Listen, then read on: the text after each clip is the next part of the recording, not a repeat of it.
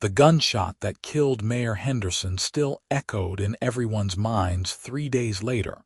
But nobody in Tascosa, Texas, had spoken a word about what they had witnessed in the town square that scorching August afternoon in 1882.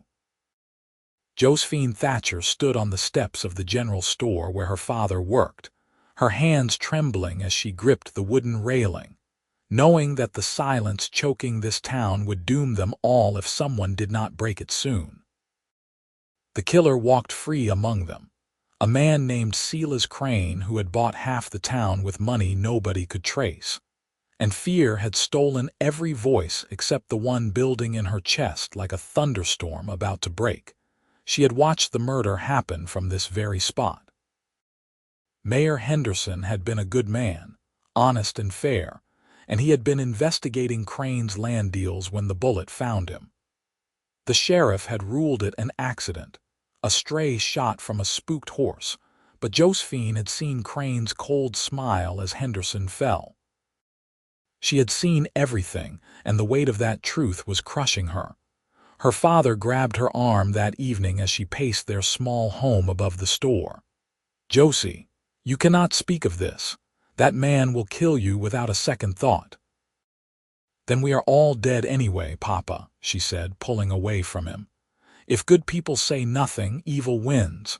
I cannot live with this silence." "You cannot live at all if you break it," her father pleaded, his weathered face creased with worry. At 52, Marcus Thatcher had seen enough of frontier justice to know how quickly it could turn brutal. "Please, daughter, think of your mother's memory. She would want you alive." Josephine felt tears sting her eyes, but she straightened her spine. At 21, she had already buried her mother, helped raise her younger brother, and learned that courage meant acting despite fear, not without it. "Mama would want me to do what is right." The next morning, she walked to the center of town. The sun beat down mercilessly, turning the dirt streets into rivers of dust. Men loitered outside the saloon, women hurried past with their eyes downcast, and children played quietly, sensing the tension that hung over Tascosa like a funeral shroud. Josephine climbed onto the edge of the fountain that some optimistic settler had built years ago, now dry and cracked from the relentless Texas heat. She opened her mouth, and her voice cracked at first. "I saw what happened to Mayor Henderson." The words barely carried past the fountain, but they were enough. Heads turned, people stopped walking. A woman gasped. "I saw Silas Crane murder him," Josephine said louder, her voice gaining strength even as her knees shook. "It was not an accident. It was cold-blooded murder, and we have all been too afraid to say it." The crowd that gathered was silent, faces pale with shock and fear. Then she heard boots striking hard against the wooden boardwalk, and Silas Crane himself emerged from the Golden Spur Saloon, flanked by 3 of his hired guns. He was a tall man with silver hair and eyes like chips of ice, dressed too finely for a frontier town.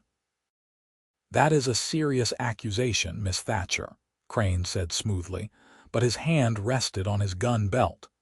"One that could be considered slander, or perhaps the ravings of a grief-stricken young woman who does not know what she saw." Josephine forced herself to meet his gaze. "I know exactly what I saw. You raised your gun, you aimed, and you fired. Then you smiled." The crowd murmured, and Crane's expression darkened. "I think you need to go home, little girl, before you say something you will regret." "The only thing I regret is waiting 3 days to speak." Josephine's voice rang clear across the square now, and she saw people straightening, saw the first flickers of courage lighting in their eyes. "We all saw it, every single one of us, and our silence makes us guilty too." That was when she heard another voice, deeper and carrying even farther than hers had. "The lady is right." A man stepped out from the crowd, and Josephine recognized him as the cowboy who had ridden into town 2 weeks earlier. Owen Zane was his name, though she had never spoken to him directly. He worked at the Double R Ranch outside town, and she had seen him a few times buying supplies, always polite, always quiet. He was perhaps 25, with sun-bronzed skin, dark hair that curled slightly at his collar, and eyes the color of Texas bluebonnets.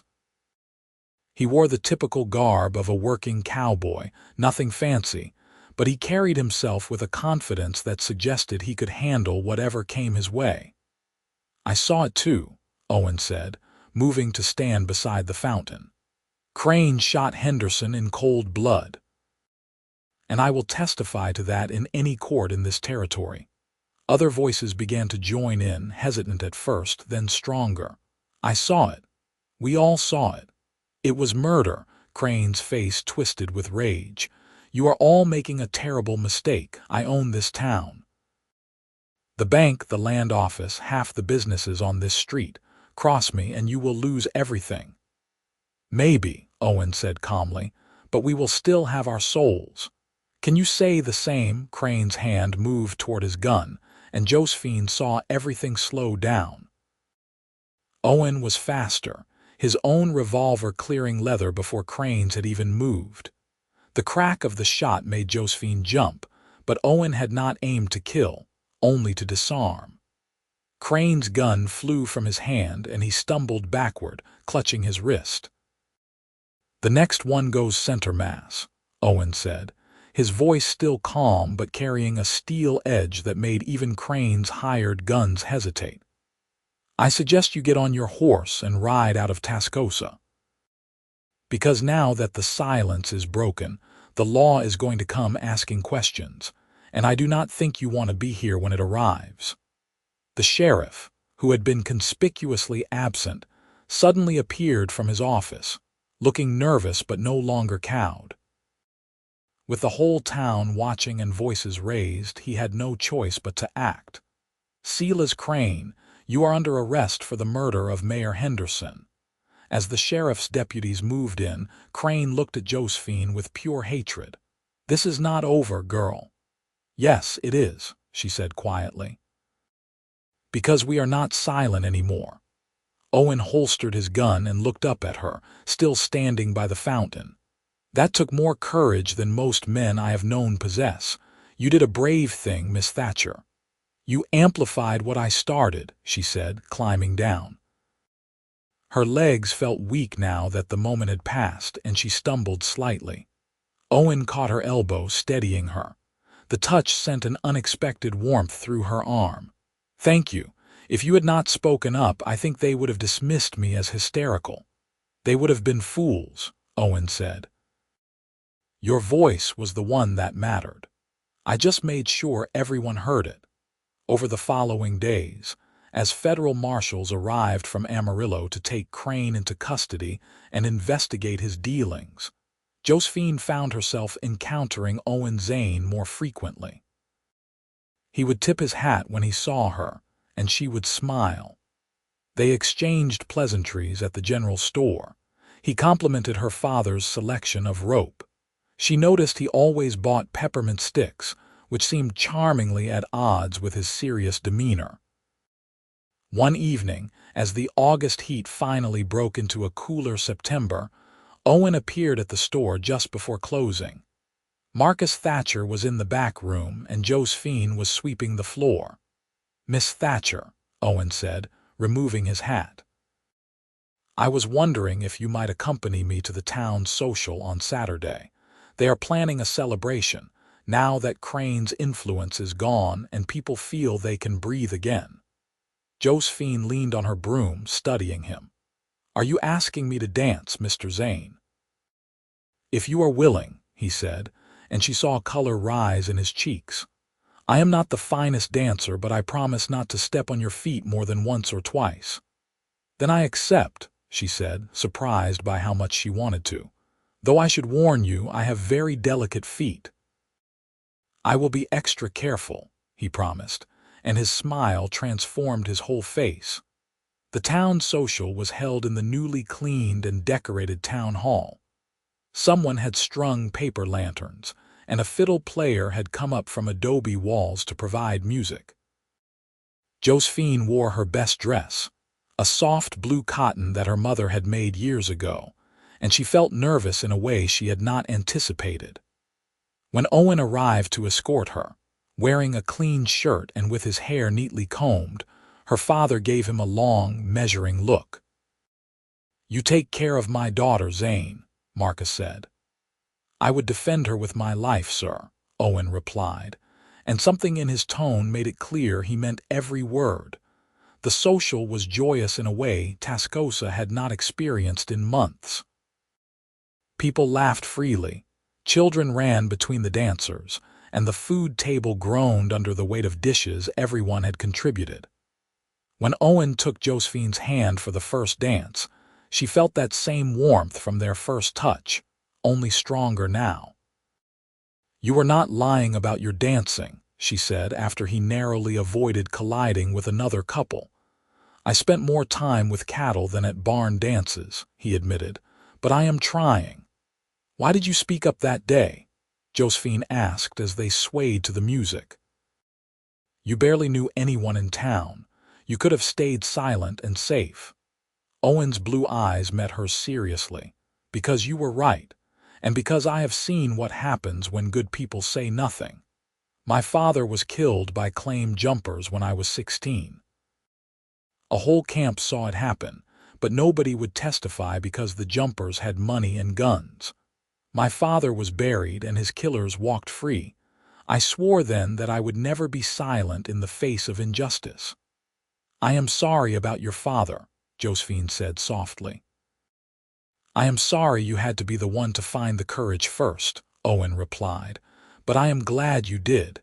This town needed someone like you." "What it needed was both of us," she corrected. "Together, we were louder than the fear." As the evening wore on, they danced more and talked even more. Josephine learned that Owen had been drifting since his father's death, working ranches across Texas and New Mexico, never settling. He was 24, loved reading though books were scarce, and dreamed of having his own piece of land someday. In turn, she told him about her mother's death from fever 2 years past, about her younger brother Thomas, who was studying to be a teacher in Dallas, about her love of thunderstorms and her terrible fear of spiders. "So you can face down a murderer in the town square, but you are afraid of spiders?" Owen asked, his eyes twinkling. "Murderers are predictable," Josephine said primly. "Spiders can be anywhere." When he walked her home that night, the stars spread across the Texas sky like diamonds on velvet. They lingered at her door. The night was quiet except for the distant sound of someone playing a guitar and the soft rustle of wind through the cottonwood trees. "I have never met anyone like you," Owen said quietly. "You have a strength that is rare." "You barely know me," Josephine replied, but her heart was beating faster. "Then I would like to know you better," he said, "if you will let me." She looked up at him, at this man who had stood beside her when it mattered most, whose voice had carried hers across the town and given others the courage to join in. "I would like that very much." He smiled, tipped his hat, and left. Josephine went inside feeling lighter than she had in months. Over the next weeks, Owen became a constant presence in her life. He would stop by the store after his work at the ranch, dusty and tired but always pleased to see her. They would walk along the Canadian River at sunset, talking about everything and nothing. He taught her to rope fence posts, laughing when her first attempts went wildly astray. She introduced him to her favorite spot, a small rise outside town where you could see for miles in every direction. "This is where I come when I need to think," she told him one October afternoon, the air finally cooling into something resembling autumn. "After Mama died, I would sit here and watch the world, and it helped me remember that life goes on." Owen sat beside her on the sun-warmed rock. "You have had to be strong for a long time. So have you," she pointed out. "We are both survivors. Maybe that is why I feel I can tell you things I have never told anyone," Owen said slowly, After my father died, I was angry for so long. I wanted revenge, wanted to hunt down those men and make them pay. But I realized that would just make me like them. So I drifted instead, trying to outrun the anger. I do not think I succeeded until I came here." "What changed?" Josephine asked. He turned to look at her, and the emotion in his eyes made her breath catch. "You. Watching you stand up in that square, your voice shaking but determined, seeing you choose courage over safety. It reminded me what real strength looks like. And it made me want to stop running and start building something worth protecting." Josephine reached out and took his hand. His palm was calloused from years of rope work, warm and solid. "What do you want to build?" "A life," Owen said simply. "A home, a family, a future that is not defined by the past." He paused, squeezing her fingers gently. "And I want to build it with you if you want the same." Her answer came not in words but in the way she leaned closer. And when he kissed her, soft and careful as if she were precious, Josephine felt like she had finally found something she had not known she was looking for. The kiss was sweet and warm and full of promise, and when they pulled apart, both were smiling. "I want the same," she whispered. As autumn deepened into winter, their relationship deepened with it. Owen started attending church with the Thatchers every Sunday, and Marcus began to look at him less like a potential threat and more like a future son-in-law. The ranch owner, impressed by Owen's work ethic and character, promoted him to foreman, which came with better pay and a small house on the property. Owen began fixing up the house with careful attention, and Josephine knew what he was preparing for even before he asked. The proposal came on Christmas Eve. Owen had invited Josephine to see the house, which he had decorated with pine branches and candles. A fire crackled in the stone fireplace, and the room smelled of fresh wood and possibility. "It is not much yet," Owen said, looking nervous as Josephine walked through the small rooms. "But I could add on, make it bigger. There is good land here, and the owner said he might sell me this parcel if I want to buy it eventually." "Owen, it is wonderful," Josephine said honestly. The house was simple but solid, built with care. She could see the work he had put into every detail, the shelves he had constructed, the window boxes waiting for spring flowers. "Why are you showing me this?" He took both her hands in his. "Because I am asking you to marry me, Josephine Thatcher. I know we have only known each other a few months, but I have never been more certain of anything in my life. You are the strongest, bravest, most beautiful woman I have ever met. You challenged me to be better, and you make me want to be the man you deserve. I love you more than I have words to express, and I want to spend the rest of my life amplifying your voice, supporting your dreams, and building a future together." Tears spilled down Josephine's cheeks, but she was smiling. "Yes, yes, Owen, I will marry you. I love you too, so much it frightens me sometimes. You stood beside me when I needed someone most, and you have not left since. You make me laugh, you challenge me to be braver, and you see me as I truly am. I cannot imagine my life without you now." He kissed her then, deep and passionate, and they held each other in the firelight, both knowing they had found something rare and precious.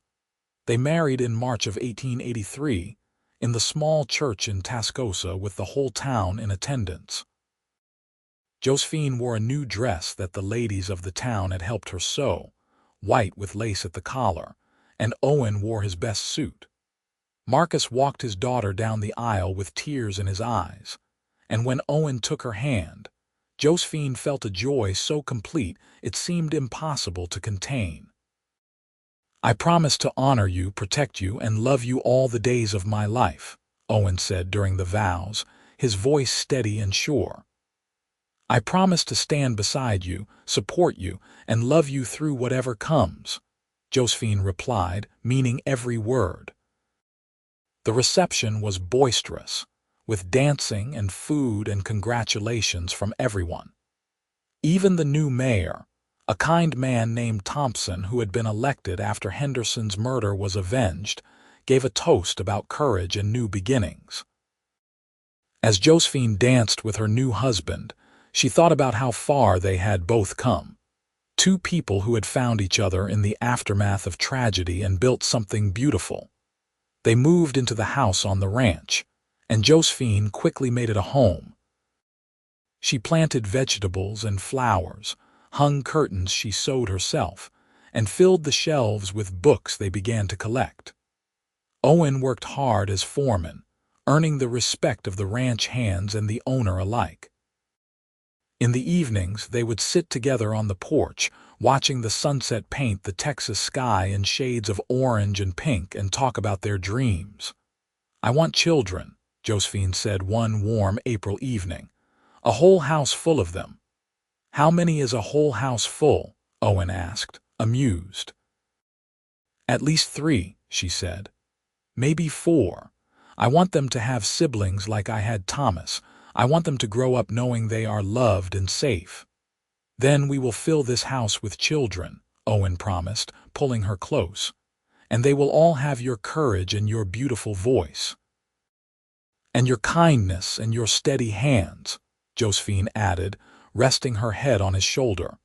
Their first child, a son, was born in January of 1884. They named him Marcus Owen Zane, after both his grandfathers.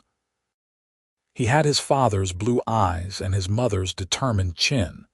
And from the moment Josephine held him, she knew a love fiercer than anything she had imagined possible. Owen was a devoted father, gentle and patient with the baby, often walking him around the house at night when he cried, singing old cowboy songs in his deep voice. "You are a natural," Josephine told him one night, watching him rock Marcus to sleep. "I am terrified," Owen admitted. "What if I fail him? What if I am not enough?" "You are more than enough," Josephine assured him. "You are exactly the father he needs." As Marcus grew from baby to toddler, Josephine discovered she was pregnant again.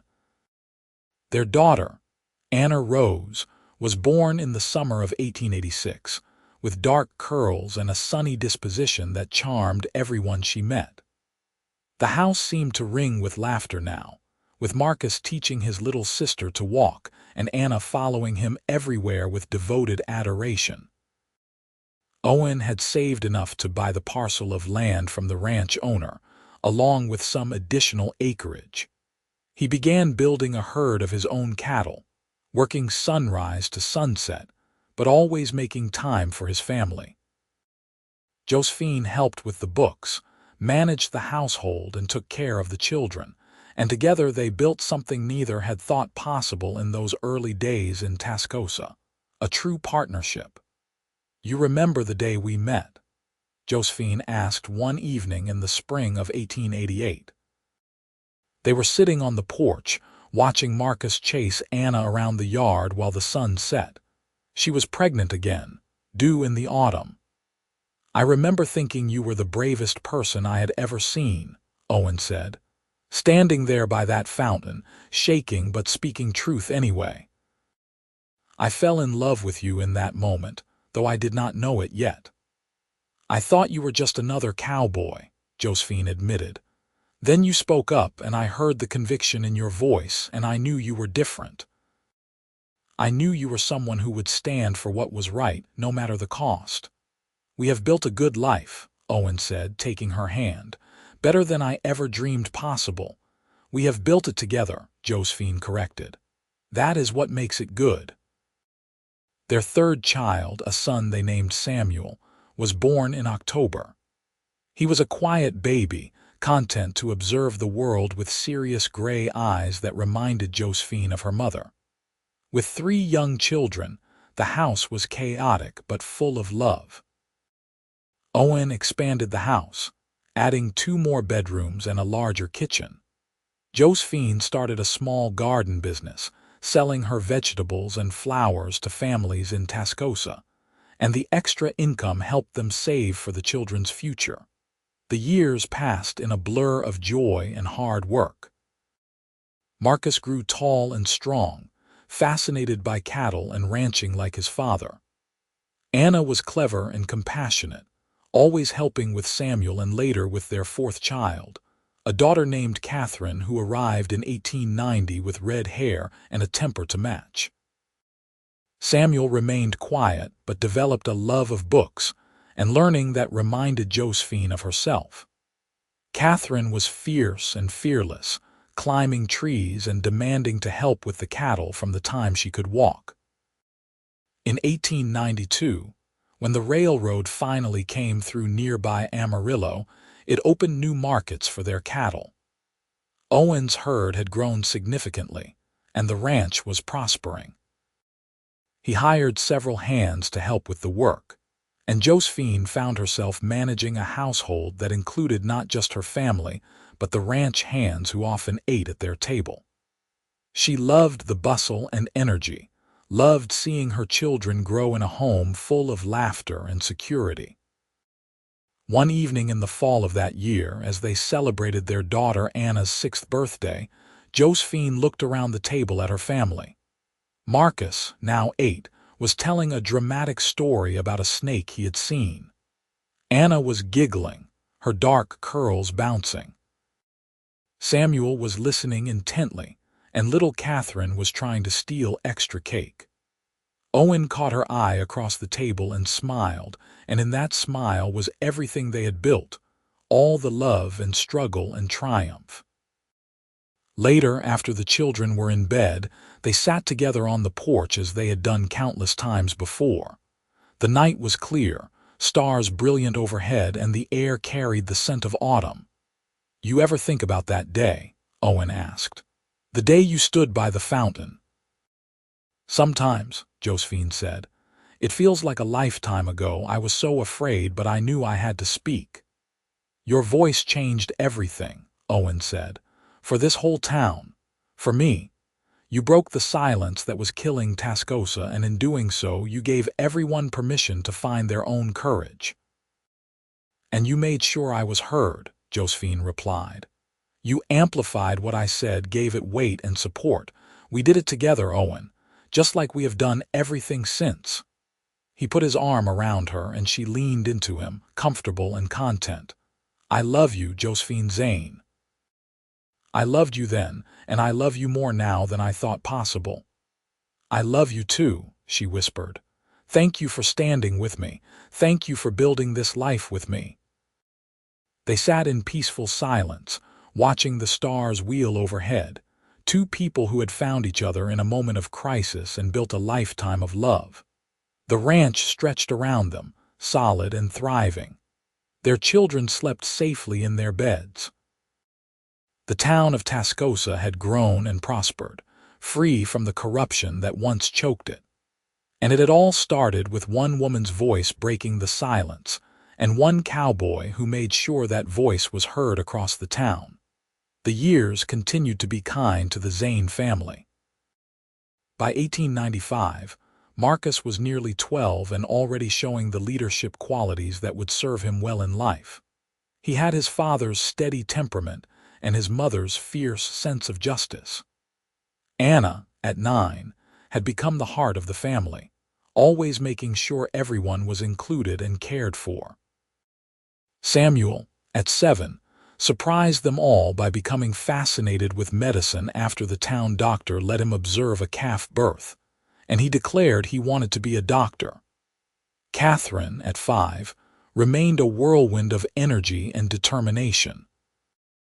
Owen's ranch had become one of the most successful in the Texas Panhandle.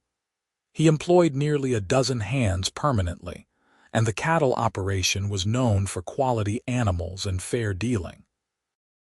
But success had not changed him.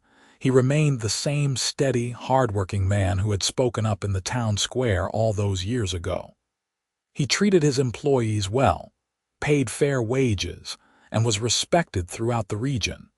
Josephine had expanded her interests beyond the household.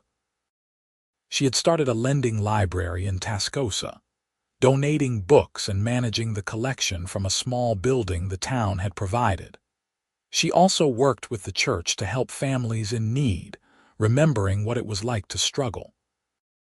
The women of Tascosa looked to her as a leader, and she served on the school board, advocating for better education for all children. One spring morning in 1896, a young woman arrived in Tascosa looking frightened and desperate. She had witnessed a crime in a neighboring town and was too afraid to speak up. Someone had told her to find Josephine Zane, that she would understand. Josephine met with the young woman in her home and they talked for hours. "I know what it is like to be afraid," Josephine told her gently. "I know what it costs to speak the truth, but I also know what it costs to stay silent. The fear never goes away if you let it win." "What if they come after me?" the young woman asked. "Then you will have people standing with you," Josephine assured her. "You will not be alone." That is what community means. We protect each other. We amplify each other's voices until the truth is too loud to ignore. With Josephine's support and Owen's practical help in ensuring the woman's safety, she found the courage to testify. The criminal was brought to justice, and the young woman stayed in Tascosa, eventually marrying a rancher and becoming one of Josephine's closest friends. "You are still breaking silences," Owen said proudly that night. "Someone has to," Josephine replied, "and I learned from the best.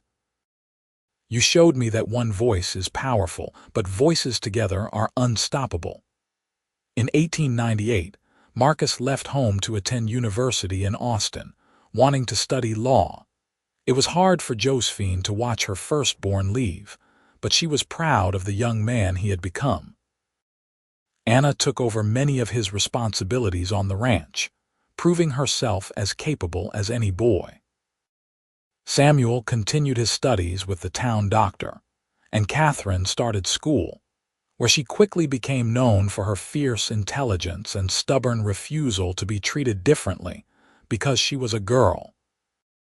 "She reminds me of you," Owen told Josephine after Catherine got into an argument with the schoolmaster about whether girls should learn mathematics. "Heaven help us all then," Josephine said, but she was smiling. The turn of the century found the Zane family prosperous and happy.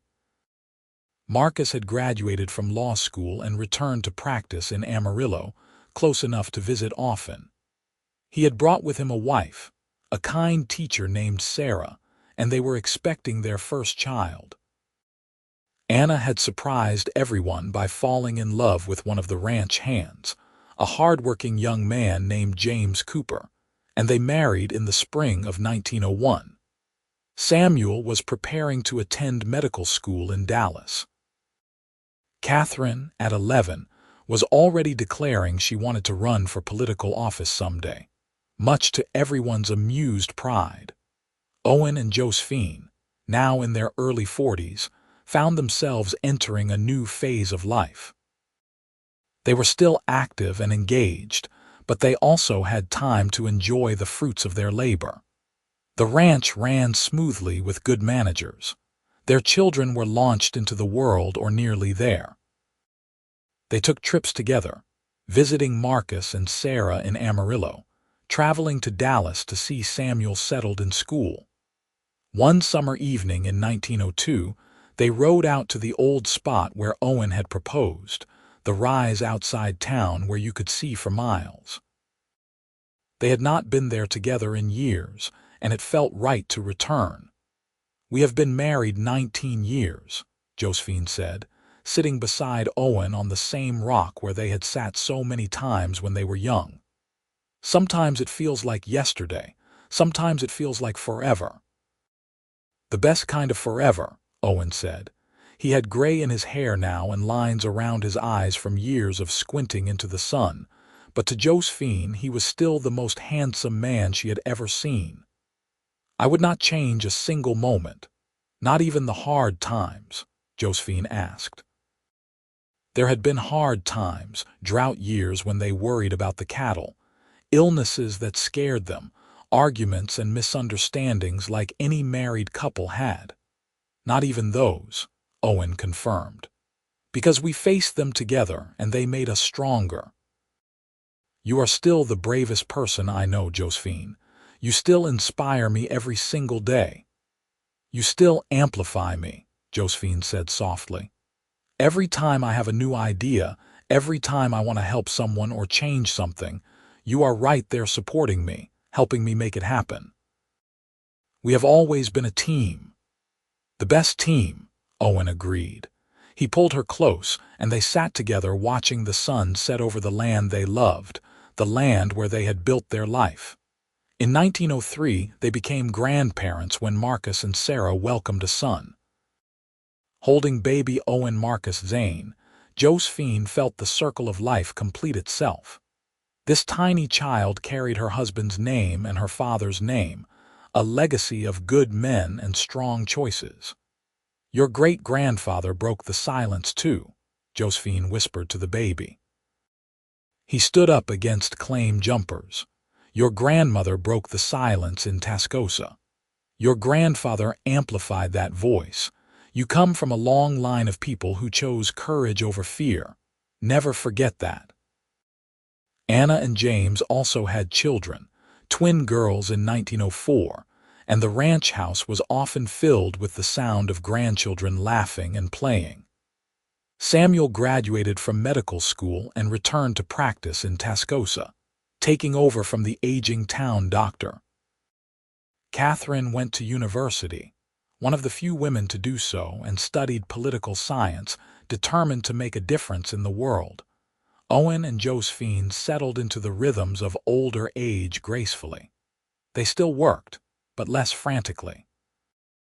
They spent more time with grandchildren, teaching them to rope and ride, to plant gardens, to read and question and think for themselves. They traveled occasionally, taking a train trip to California to see the ocean, which Josephine had dreamed of since childhood. On their 25th anniversary in 1908, the town of Tascosa threw them a celebration. The town had grown significantly since those dark days in 1882, now boasting a proper hospital where Samuel worked, a library that had grown from Josephine's original lending collection, and a thriving business community built on honest dealing. None of this would have been possible without you, Mayor Thompson said in his speech. He was older now, but still serving the town faithfully. Josephine Zane broke the silence that was killing this town. Owen Zane amplified her voice and stood beside her. Together, they showed us what courage looks like, and this community has thrived because of their example. Josephine blushed at the praise, but Owen squeezed her hand proudly. Later, as they danced together under paper lanterns strung in the town square, right near where that old dry fountain still stood, now repaired and flowing with water, Josephine reflected on the journey. "You remember being afraid?" she asked Owen as they swayed to the music. "Every day," he admitted, "but I was more afraid of losing you than anything else. That fear gave me courage." "Love is the antidote to fear," Josephine said. "I learned that from you." The years continued to pass gently. They watched their grandchildren grow, celebrated as Marcus became a respected judge, as Samuel opened a second practice in Amarillo, as Anna and James took over more of the ranch operations, as Catherine became involved in the suffrage movement and fought for women's right to vote. Their family tree spread and flourished, each branch carrying forward the values they had instilled. In 1915, as Owen approached 60, he began to slow down more noticeably. The years of hard work had taken their toll on his body, though his mind remained sharp and his heart even more so. He handed over the remaining ranch operations to Anna and James, though he still liked to ride out each morning to check on the cattle. Josephine, at 54, remained active in community affairs, but she too began to embrace a quieter life. She spent her mornings in the garden, her afternoons with grandchildren, her evenings on the porch with Owen. They had become fixtures in Tascosa, living symbols of integrity and love. One evening in the late summer of 1916, as they sat on their porch watching yet another spectacular Texas sunset, Owen took Josephine's hand. They had been married 33 years, and their hands fit together as perfectly as they had on that first dance. "I have loved you for 34 years," Owen said quietly. "Since that day by the fountain. I loved you before I knew you, and I have loved you more each day since. You have given me everything, Josephine. A home, a family, a purpose, a life worth living. You are the greatest gift I ever received." Tears filled Josephine's eyes. "You have been my partner in everything, my champion, my supporter, my love. The day you spoke up in that square, you changed my life. Every day since, you have made my life better. I love you, Owen Zane, more than words can express." They sat together as the stars emerged, comfortable in the silence that was no longer fearful but peaceful, the silence of two souls who understood each other completely. The ranch was quiet around them, the house filled with memories of children raised and love shared. In the distance, they could see the lights of Tascosa beginning to glow as lamps were lit against the gathering darkness. "We did well," Owen said finally. "We did," Josephine agreed. "We broke the silence and we built something beautiful in its place." As the years advanced into the 1920s, Owen and Josephine became the beloved elder statesmen of Tascosa. Children would wave to them as they took their daily walk through town. Young couples would seek their advice on marriage. Business owners would consult Owen on ethical dilemmas, and community leaders would ask Josephine's opinion on social issues. In 1923, on their 40th anniversary, the town erected a small monument in the square, near the fountain. It was a simple stone marker that read, "In honor of Josephine and Owen Zane, who taught us that one voice speaking truth, amplified by one person standing in support, can change everything. May we never forget the courage to break silence." Josephine cried when she saw it, and Owen held her close. "We were just doing what was right," she said. "That is why it matters," the mayor replied. "You did not seek glory or recognition. You simply chose courage over fear and truth over silence. That is the legacy you have given this town." They were surrounded by family at that celebration. 4 children, all successful and happy in their own lives. 11 grandchildren, ranging from infants to young adults. And the beginnings of great-grandchildren, the newest generation carrying forward the Zane legacy. Marcus, now a respected judge, gave a toast. "My parents taught me that silence in the face of injustice is itself a form of injustice.